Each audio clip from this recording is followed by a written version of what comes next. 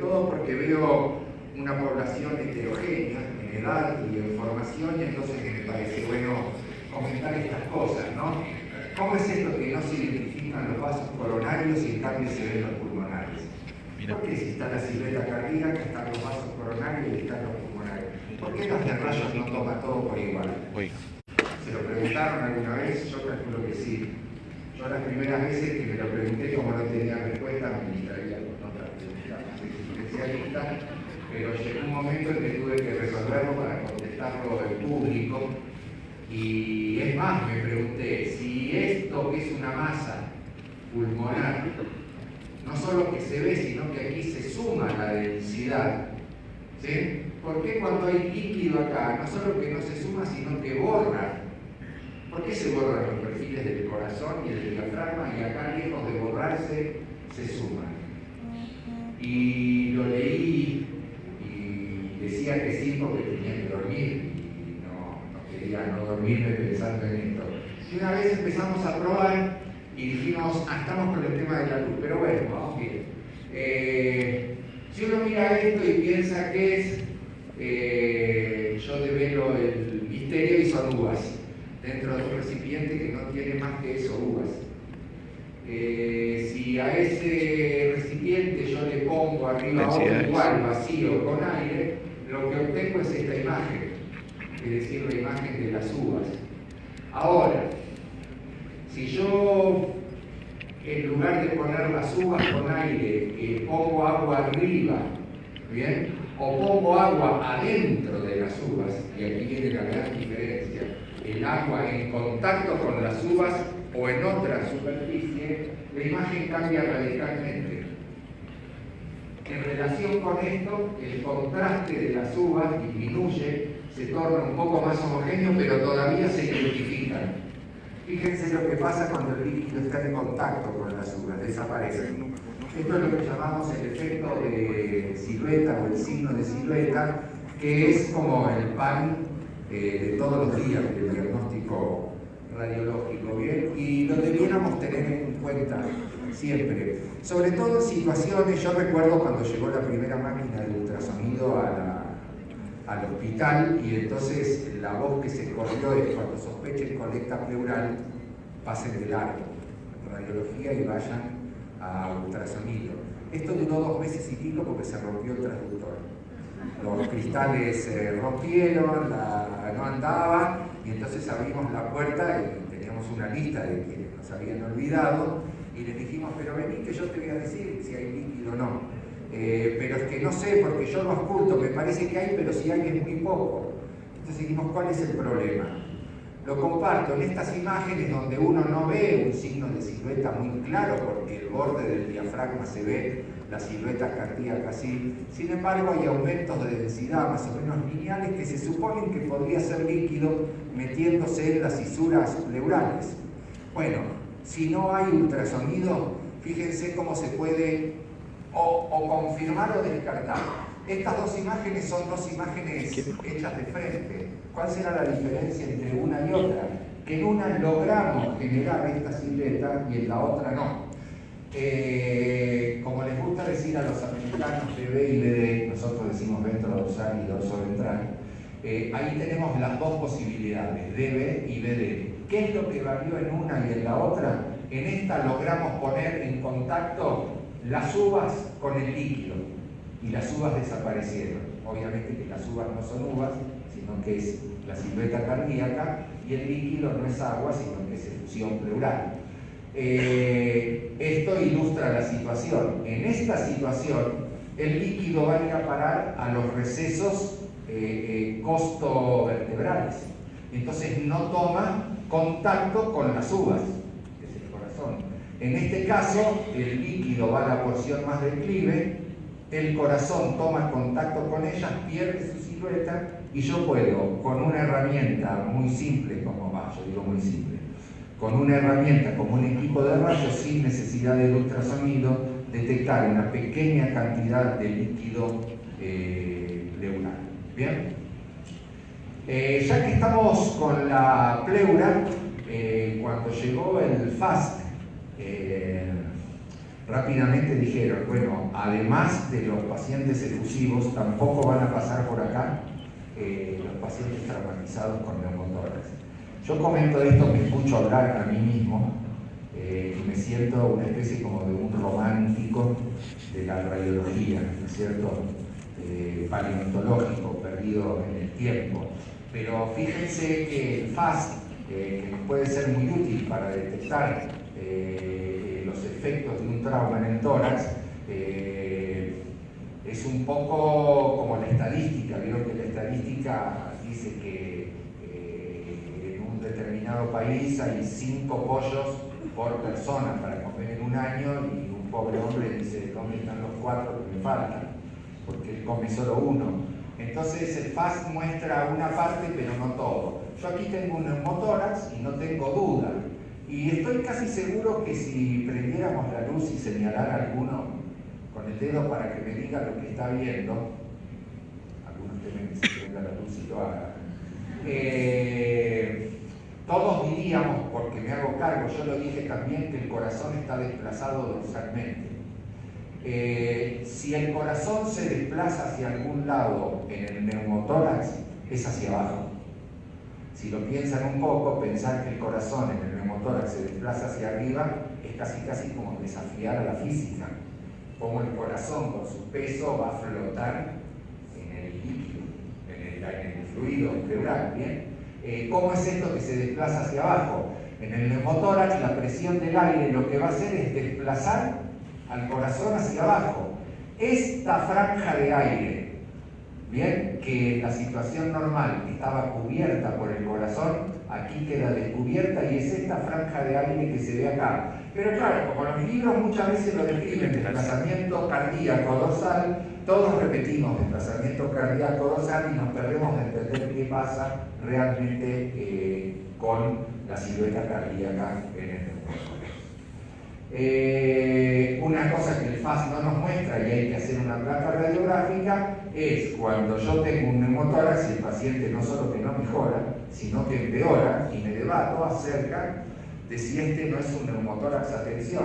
Bueno, tengo en la imagen radiográfica un gran aliado. ¿Por qué? Porque toda vez que el mediastino medio, con su órgano más representativo, que es el corazón, se desplace hacia uno de los dos lados, yo puedo inferir que el lado contrario, en este caso el derecho, es que tengo un neumotórax a tensión. ¿Bien? A las pruebas me remito de un paciente postquirúrgico de un ductus arterioso persistente, donde viene a hacer el control radiográfico y decimos, hay un neumotórax y esa tensión, está la silueta cardíaca muy desplazada hacia el lado contralateral del neumotórax. Se drena esa cantidad de aire, se controla nuevamente y se dice, mejoró, pero no todo lo deseado.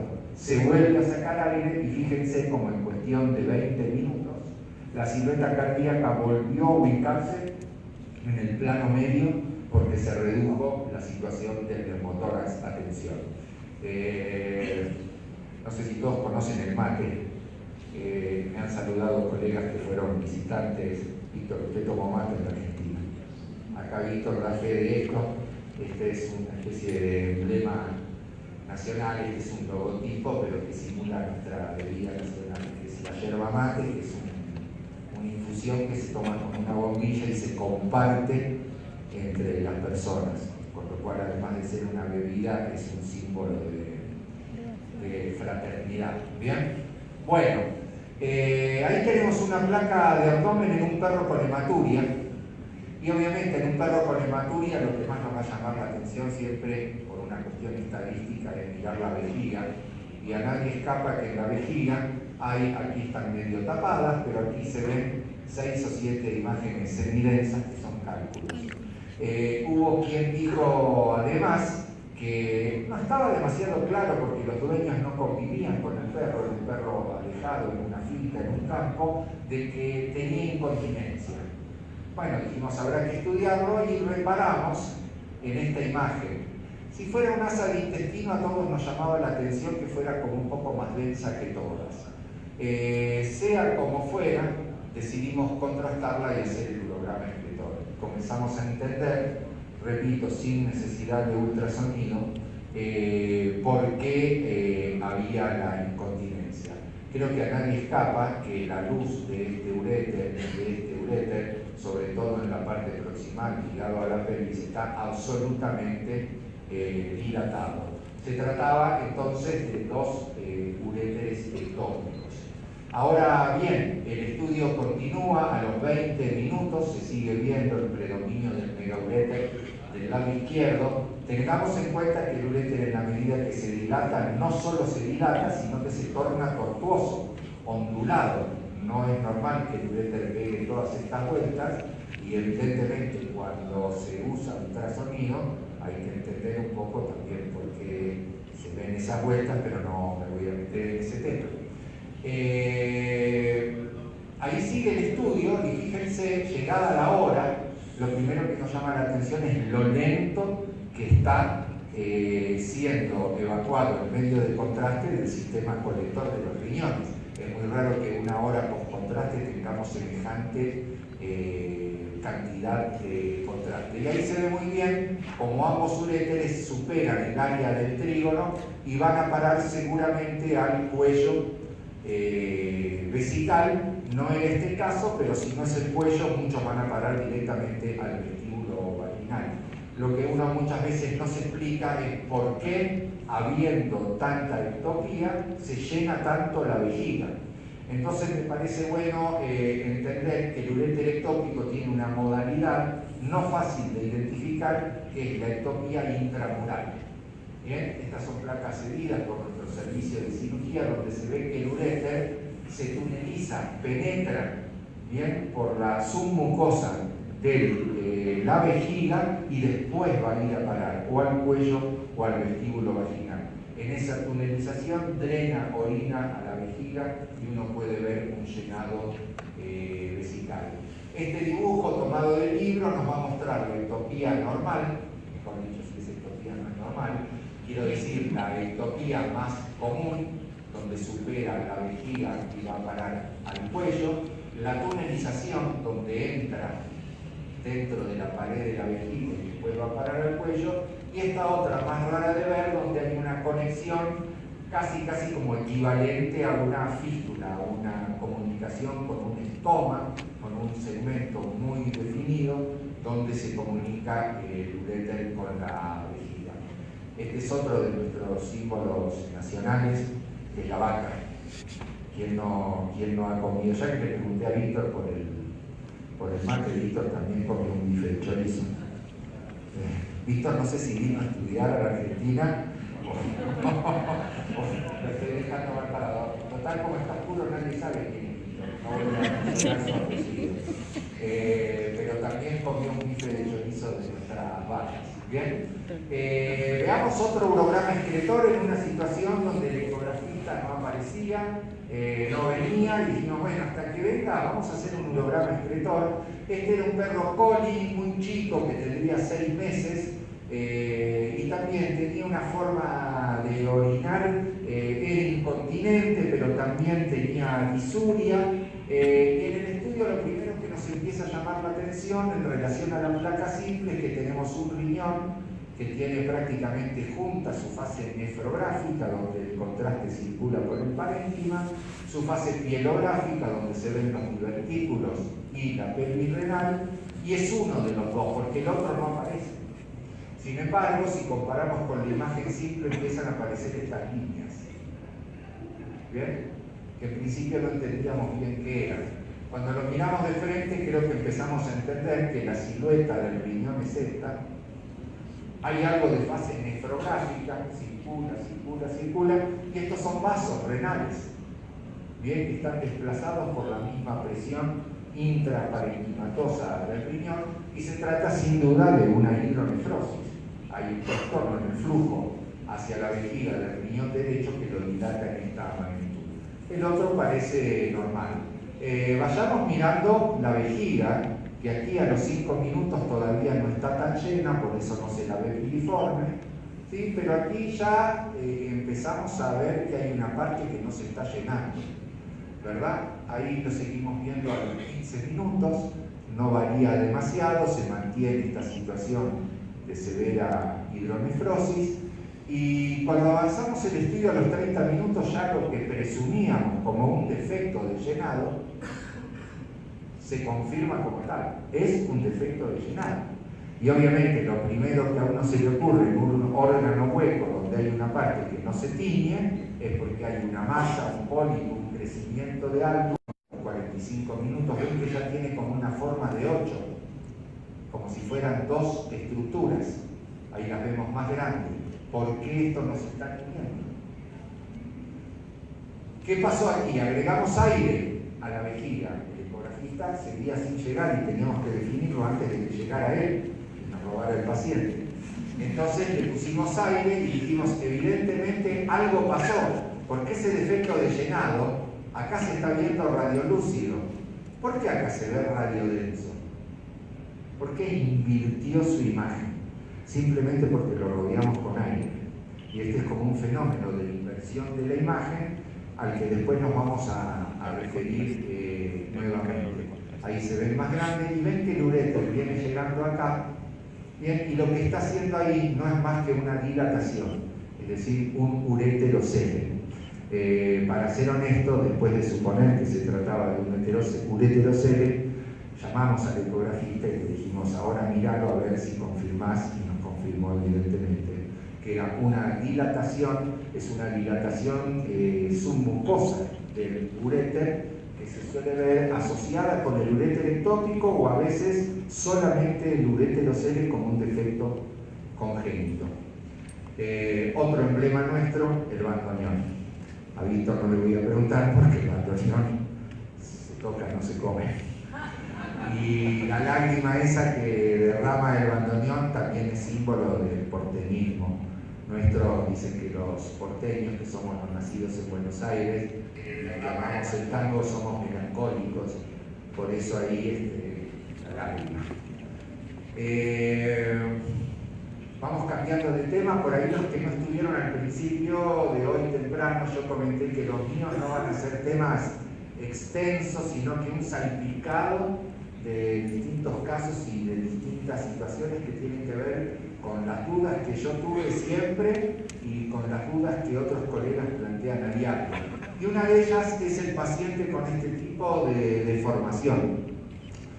Viene esta deformación, no cuento con el ecografista y pueden venir 5 pacientes. Si tengo mucha mala suerte, se ponen en fila en una mañana, el 1, el 2, el 1, el 2, el 3, el 4 y el 5, vienen con una deformación en la parrilla costal derecha. Me voy a acercar un poco para verlos mejor y tengo que empezar a maquinar alguna cuestión. La forma, el tamaño, la posición, el número es igual. Es una deformación en el mismo lugar de tamaño más o menos diverso y a lo que voy a apuntar es a la densidad. Esto tiene una densidad homogénea y no es ni un tejido óseo como la costilla, no es aire como el pulmón que se ve ahí, no es tejido blando como esta pared intestinal, entonces no me queda otra opción que pensar que es grasa. Y efectivamente se trata de un lipoma. ¿Bien? Recuerdo ahora que está por separado, entonces los vamos a ver por separado. Unilateral, densidad grasa, focalizado, decimos que está encapsulado, uno dice, pero ve la cápsula, no la veo exactamente, pero le veo bordes bastante concretos, es decir, poco difusos. El segundo caso también es unilateral, también está focalizado y encapsulado, pero su densidad no tiene nada que ver con la grasa y se trataba en este caso de un absceso y es una densidad mixta toda vez que hay un material líquido o semisólido mezclado con aire. La tercera situación, no cabe dudas de que hay asas de intestino y entonces en este caso es una eventración. ¿Sí? El cuarto caso, nos quedamos sin posibilidad de biopsiarlo, pero sin duda por el tamaño también focal y encapsulado, era un tumor, toda vez que un tumor es una deformación más del tejido, un tumor de una consistencia fibrosa, pero no tengo a decir verdad el diagnóstico histopatológico definitivo. Y el último caso generaba dudas porque en principio parecía igual a un tumor fibroso, un un fibroma o algo similar, pero cuando uno mira estas lesiones es útil reparar en la estructura de las costillas. Bien, me parece que esto está más grande, no está más grande, sino que está la tomografía. Ahí está esta costilla, ¿sí? No tiene un borde definido como tienen todas las demás, ¿sí? Sino que se le ve el borde fumado, borroso, o en términos radiológicos, falto de definición. En estos casos sí, no vamos al ecografista, sino a la tomografía, y se ve con mucha claridad, con dos ventanas distintas, para tejido blando y para tejido óseo, la lesión costal, toda vez que se trataba de un osteosarcoma costal con la deformación lateral. Entonces, bueno, a modo de agenda, digamos, estas son 5 de las posibilidades más frecuentes cuando hay una deformación paracostal. Creo que está incluida en la última clase de mañana una excepción a esto en el gato, y es cuando esta deformación se presenta del lado izquierdo.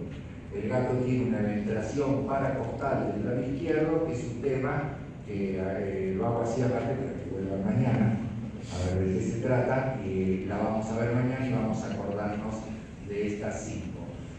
Dos posibilidades que no son similares porque son bilaterales, que son el obeso mórbido, que se ve en muchos gatos, ven que todo esto es grasa, el bilateral. La gente muchas veces viene a consulta por esto, no se da cuenta de lo que le da de comer, bien, una obesidad mórbida, y también vemos deformación bilateral, pero muy crepitante, en el enfisema subcutáneo, generalmente de origen postraumático.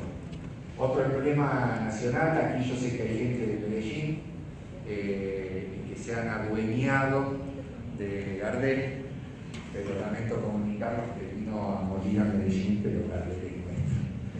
Quien opine lo contrario, lo espero a la salida, ¿no?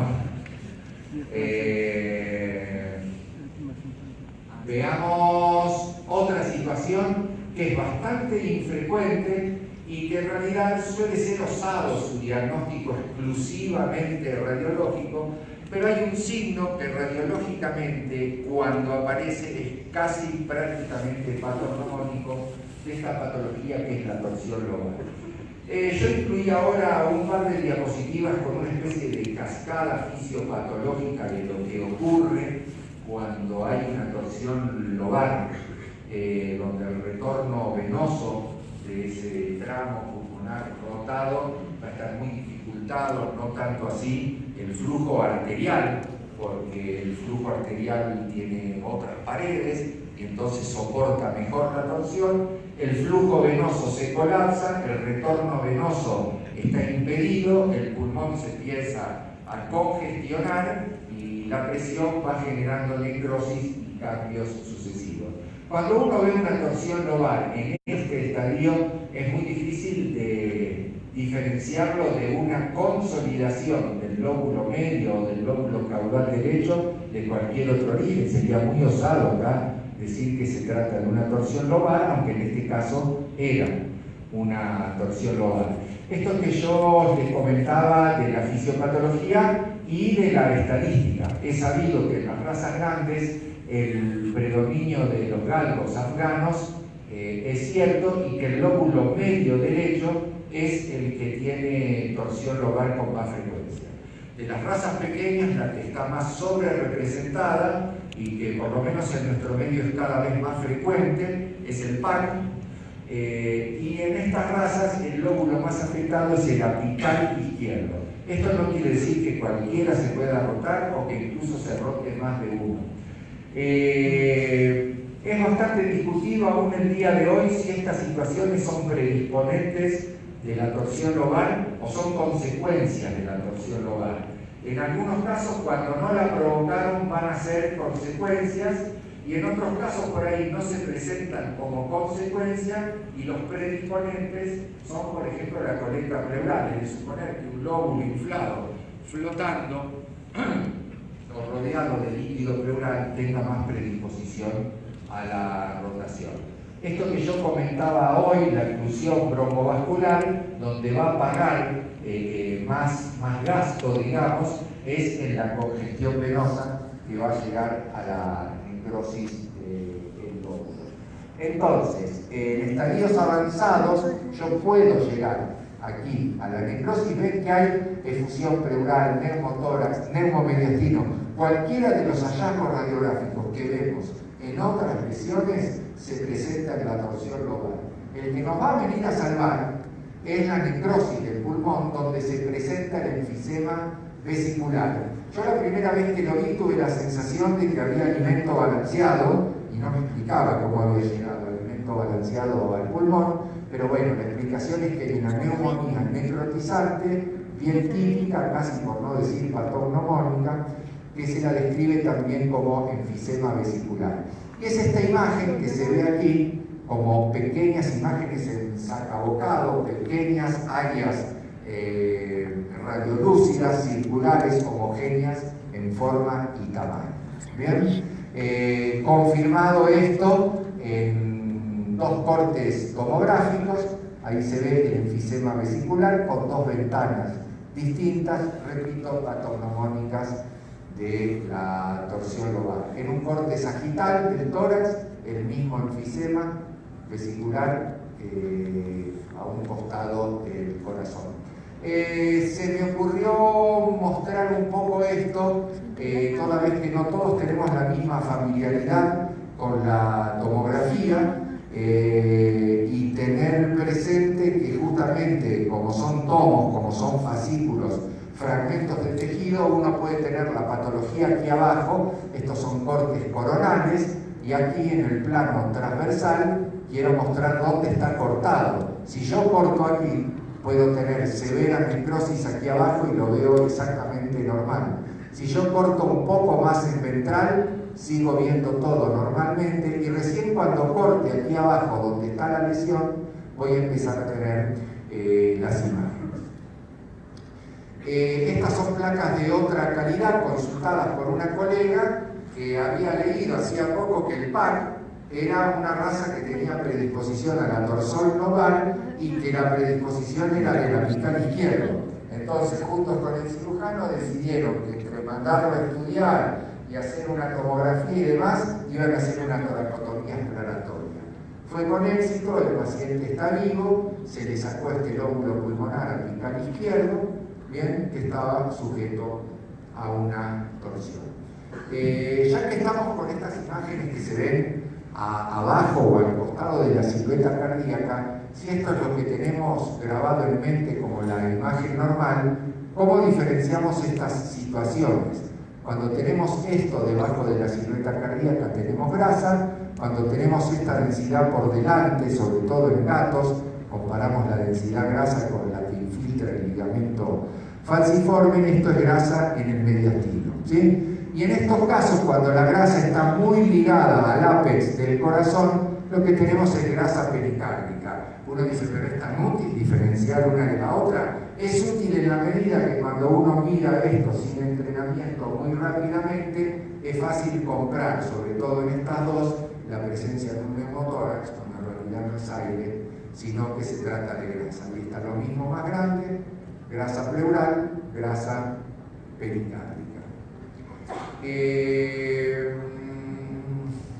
Otra situación, cuando tengo el signo de silueta, como vimos hoy, es la efusión pleural. Aquí tengo la torsión lobar con la neumonía necrotizante que vimos recién, o vesicular, como queramos llamarla, y tenemos esta situación que uno a veces confunde con el neumotórax. Esto está visto más grande, acá.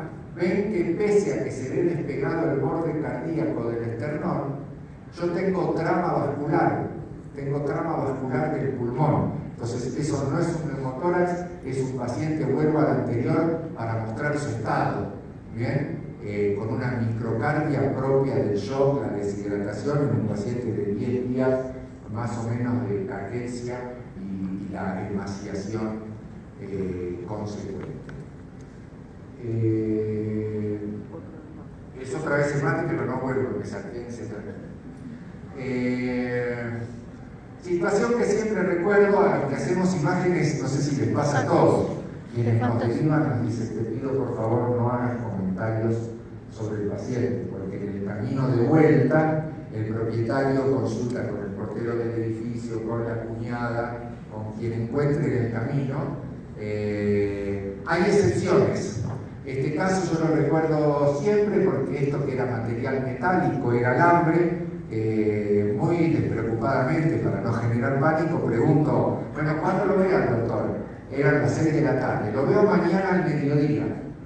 Bueno, rompiendo esa regla yo le digo, no lo vea mañana al mediodía, váyase ahora a un lugar de atención permanente, lleven esta placa con el informe porque su perro precisa atención ya. ¿Qué creen que vi yo acá que me hizo cambiar de actitud? Y que el doctor Fominaya nombró hace un rato. Pero claro, él nombró casos muy grandes, muy patéticos, para justificar que hace la ecografía después. Porque el hombre en España, el nivel de vida es muy importante, no se sostiene haciendo 5 o 6 plaquitas radiográficas por mes. Por día, quise decir, perdón. ¿Qué les parece que vi yo acá? Claro, si yo muestro un cuerpo extraño en el intestino y digo que es una urgencia, la doctora me dice que hay gas. ¿Usted ve el gas en algún lugar? Se generó un desafío. En realidad ella no está viendo concretamente el gas. Lo que ella está viendo es un signo que se ve en el neumomediastino cuando es muy incipiente y que es que se pueden empezar a ver estructuras abdominales que normalmente, por su coeficiente de absorción y su contraste, no se ven, y me estoy refiriendo a la aorta abdominal. ¿Bien? Ahí la veo un poco más grande.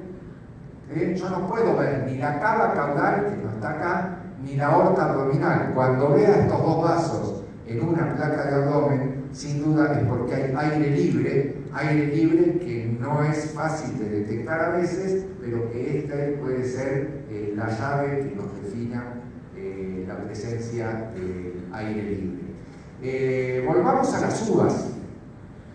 ¿Qué pasó acá con las uvas? No hay agua, no hay aire, sino que las uvas se tornaron como de acero inoxidable, ¿no es cierto? Muy metálicas. Bueno, lo que hice aquí fue sumergir las uvas en un medio de contraste, pero sin taparlas. Es decir, simplemente dejé que el medio de contraste las rodeara y ahí las identifico. Acto seguido, hice algo para que las uvas inviertan su densidad radiológica. Y lo que hice fue sumergirlas directamente, ¿sí? Les puse cantidad de medio de contraste y le puse una tapa de plástico porque las malditas intentaban flotar y yo tenía que terminar el experimento y las uvas flotaban y flotaban. Uno dijo, saquémosle los carozos, botémosla. Otros dijo, en vez de uva pongamos olivas. Bueno, yo dije, muy fácil, llenemos esto y tapémoslo que la tapa de plástico no se va a ver, y las uvas invirtieron rápidamente su densidad. Si yo preguntara ahora respecto a cuál de estos cuadrados es más radiolúcido, sería una pregunta. Si yo cambiara la pregunta y le dijera cuál de estos 4 cuadrados centrales se ve más radiolúcido, la respuesta sería otra, ¿verdad?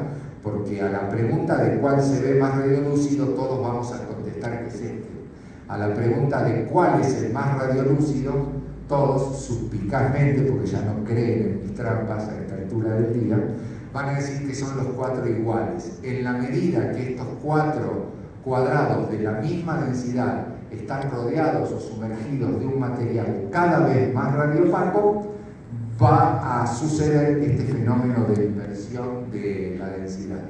Esta es una placa de tórax bastante antigua con un cuerpo extraño en el esófago. Se trataba de una especie de tejido fibroso, una aponeurosis que tiene un corte de carne que nosotros llamamos roast beef, que no sé si es común en todos los países, pero estaba ahí, le generaba al perro una disfagia bastante llevadera. Llevaba 48 horas, una cosa así. El cirujano no lo iba a operar en ese momento, dijo, lo único que quiero saber para decirle al dueño es si podemos esperar 8 o 10 horas o esto hay que tratarlo ya. Y dije, mira, yo la única información que te podría dar es si el esófago está permeable, y si el esófago está íntegro. Bueno, efectivamente, ahí lo hago, lo rodeo con un medio de contraste ante la posibilidad de que exista una solución de continuidad. Usamos un iodado, en la medida que sea un iodado no iónico mejor, por si se derramara en el mediastino, pero vemos que está permeable, que llega al estómago y que no hay ninguna fuga de que el colega podría esperar. Obviamente que lo llamamos al servicio para que mire las placas y le decimos acá lo tenés sin contraste y acá lo tenés con contraste, y lo dejamos pensando y rebotando sobre el piso porque no entiende qué está pasando. Dice, ¿pero es el mismo? Sí, claro que es el mismo, que vamos a cambiar el medio del cuerpo extraño para confundirte, pero esto no es lo mismo que esto. Bueno, mandamos al cirujano a estudiar radiología. Es el mismo medio de contraste, el mismo cuerpo extraño, perdón, que invirtió su densidad cuando periféricamente lo envolvemos, por así decir, de un medio de contraste radiolúcido. Siempre me pregunté de niño, estudiando radiología, ¿por qué decían que los cálculos de ácido úrico y de cisteína son cálculos radiolúcidos? Yo entiendo que una burbuja de aire adentro de la vejiga es radiolúcida, porque le saco una placa simple y la veo negra, redondita, con una pared. Si yo aquí no veo absolutamente nada, o veo trazas muy sutiles de algo en el área de proyección de la vejiga, y recién los veo radiolúcidos cuando hago un contraste, que en este caso es un doble contraste, negativo y positivo, me parece más interesante llamar a estos cálculos no radiodensos que llamarlos cálculos radiolúcidos. ¿Bien? Por ahí uno dice, bueno, no jorobe más, si lo llamaron siempre cálculos radiolúcidos, pero es lo mismo que con el neumotórax. En la medida que uno lo llama cálculos radiolúcidos, se evita pensar la imagen como la debe pensar el radiólogo, bien entendiendo qué está pasando en cada situación. Yo no voy a dejar que me prendan la luz como a mi colega, entonces voy a ir cerrando con el último caso, donde nuevamente vienen 3 pacientes, un día de muy mala suerte, porque vienen 3 pacientes con cierto disconfort abdominal y las 3 placas muestran una masa, ¿sí?, entre el epi y el mesogastrio de una densidad radiológica similar, y uno no tiene ganas de levantarse y ir a apartar al paciente. El técnico dice, tenés 3 perros, ahí están las 3 placas de perfil. ¿Qué diagnósticos diferenciales me podría plantear? ¿Sí? Me levanto, voy, lo palpo y se palpa blando. Como dice, blando, semejante masa. Sí, se palpa blando. Vamos a ver cada uno por separado, ¿sí? Dijimos que era el caso A. Además de ser epigástrico, me doy cuenta que es epigástrico derecho, que ocupa buena parte del epigastrio derecho, y como el ecografista tenía que cambiar el auto, cosa que los ecografistas hacen mucho más a menudo que los radiólogos, le dijimos hacer una ecografía, no le dejamos pasar todas las películas y demás, sino que simplemente le pedimos esto para mostrarnos que era una cosa quística. Bromas aparte, le damos la derecha obviamente al ultrasonido, toda vez que el coeficiente de absorción de una imagen quística con líquido es imposible de diferenciar el contenido de la pared con el método radiológico. En cambio, esta hipogenicidad de la imagen quística en relación con la pared es indubitable y bastará con verla una sola vez para reconocerla ya por siempre. Bien, ahí está el quiste hepático que se operó, coincidía topográficamente tanto con lo que veíamos en radiología como lo que se veía contra sonido. Una placa postquirúrgica que da cuenta simplemente como el estómago se relocalizó y volvió a su lugar. El caso B también era una masa en el epigastrio derecho. Y en general, todos los que leímos alguna vez un libro de radiología, si yo les pregunto rápido un día en la calle, ¿qué pasa con el estómago cuando hay una masa hepática? Creo que todos van a contestar lo mismo, se desplaza para atrás y para arriba. Bueno, el hígado tiene lo suyo. cuando esta masa es de un lóbulo lateral derecho, suele sortear porque no encuentra mucha resistencia del estómago, porque el lado derecho solo tiene el antro pilórico y el origen del duodeno, y entonces sortea al estómago y aparece por detrás de la silueta gástrica sin generarle en absoluto este desplazamiento que es el más frecuente de ver. Si yo veo este estómago con esta masa, no tengo dudas que es una masa hepática, porque entre el estómago y el diafragma no hay otra cosa que desplace el eje gástrico de esta manera. Pero atento, cuando no vemos esto, no descartemos la posibilidad de una masa hepática derecha.